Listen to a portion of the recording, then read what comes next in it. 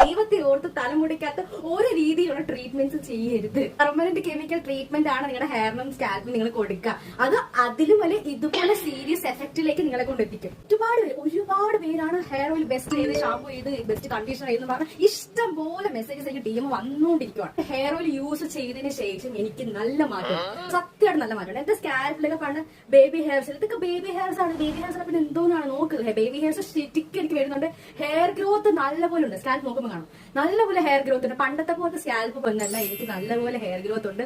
ഇവിടെ വരെ ഈ ഷാമ്പു എത്തി. ഞാൻ അത്രയും ഈ പ്രോഡക്റ്റ് യൂസ് ചെയ്ത് ഇത്രയും വരെ ഈ ഷാമ്പു എത്തിയിട്ടുണ്ട്. അത് നമുക്ക് ഒരുപാട് ക്വാണ്ടിറ്റിയും വേണ്ട ഹെയറിന് വേണ്ടിയിട്ട്. കുറച്ചെടുത്താൽ മതി. നല്ലപോലെ നമുക്കിപ്പോ താളിയൊക്കെ തേക്കുന്ന സെയിം എഫക്റ്റ് ഈ ഷാമ്പു തേക്കുമ്പോൾ തന്നെ നമുക്ക് നല്ലപോലെ കിട്ടും. എന്തുമാത്രം പൊഴിയുന്നുണ്ടെന്ന കാര്യം എനിക്കല്ലേ അറിയത്തുള്ളൂ. നല്ലപോലെ എനിക്ക് റിസൾട്ട് തന്നിട്ടുണ്ട്. ഈ പ്രോഡക്റ്റ് വേണ്ടവര് എല്ലാ ഓർഗാനിക്സും പേജ് വിസിറ്റ് ചെയ്താൽ മതി, നിങ്ങൾക്ക് അവിടെ നിന്ന് വാങ്ങാൻ പറ്റും. അപ്പൊ ഇതുപോലുള്ള ഓർഗാനിക് ഹെയർ ഓയിൽസ് നിങ്ങൾക്ക് അറിയാമെങ്കിൽ നിങ്ങൾ ഹെയർ ഓയിൽസ് കമന്റ് ചെയ്യാൻ, ഞാൻ അത് റിവ്യൂ ചെയ്യുന്നതായിരിക്കും.